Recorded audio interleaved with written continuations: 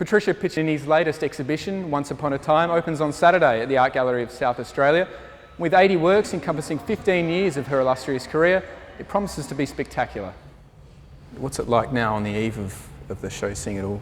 Oh, it's wonderful to have a show here at the Art Gallery of South Australia. It's a beautiful space, and because it's the whole bottom floor, I've been able to really create my world, and I've been able to bring all of its inhabitants here. So I've been able to bring things together so people can see the connections. It's like a journey. The viewer can have a journey through the space, and each room is a different experience, and I've been able to shape that experience. Interestingly, I can see a lot of constants in the work, like ideas that I've returned to over and over again. And they are ideas to do with what we consider natural and what we consider artificial, and how those definition changes for us. Also the idea of familiarity and strangeness in a good way keeps coming back and back. And the idea of parenting and children and vulnerability. There are lots of ideas that run through the whole work. And of course our relationship to the environment. Have your opinions or ideas changed since you first began? Well, my works aren't didactic in that they don't tell people what to think. They're more sort of a discursive point. They're kind of like a conversation with the viewer. And so perhaps they've changed over time. Yeah, they've become more sophisticated, I suppose. My work's about relationships between us and other species, between us and the environment, and between machines and animals. So they're pretty big areas for me to look at, and new information keeps coming in all the time, and that's inspiring. It's quite fitting that your work has something to say about, I guess, evolution in a sense, and then walking through here we get the evolution of your work and your career. Good point. Yeah, I'm really interested in evolution, and I'm also interested in extinction, and which is part of evolution. We are interested in the future because we're leaving this world to our children, and they're going to have to live in it.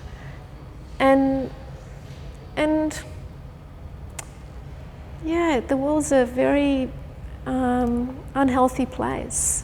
It's really suffering, and now that we know that we're just another animal, that we're no more special than the other creatures on this planet, that we are vulnerable too if we abuse the earth. What about other planets? A lot of people have said that a lot of your sculptures are very sort of alien-like. Do you have any views on life out there?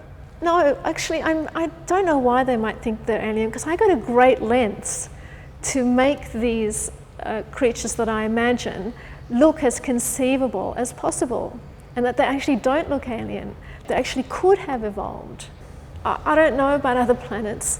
I guess I'm just sort of interested in the world that we have and how we're treating it and what it means to be human. And are you any closer to finding out what it means to be human after 15 years? Well, I've come to some conclusions, yes. And one of them is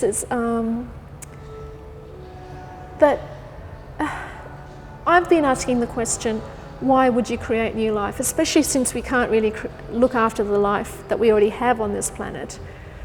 And I've come to think that perhaps you would create new life, not just because you can or because it could help us, but because all life is valuable and beautiful for its own sake.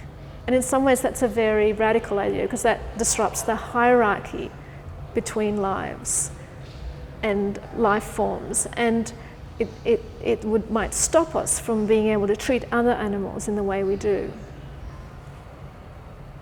I don't know if people love the work. I don't know if people get anything from it. I'd like to think that it strikes a chord with people because I'm dealing with ideas that are really current and interesting for everyone, including myself. So I think the work's relevant to living a life today. So I think it can inform a contemporary life.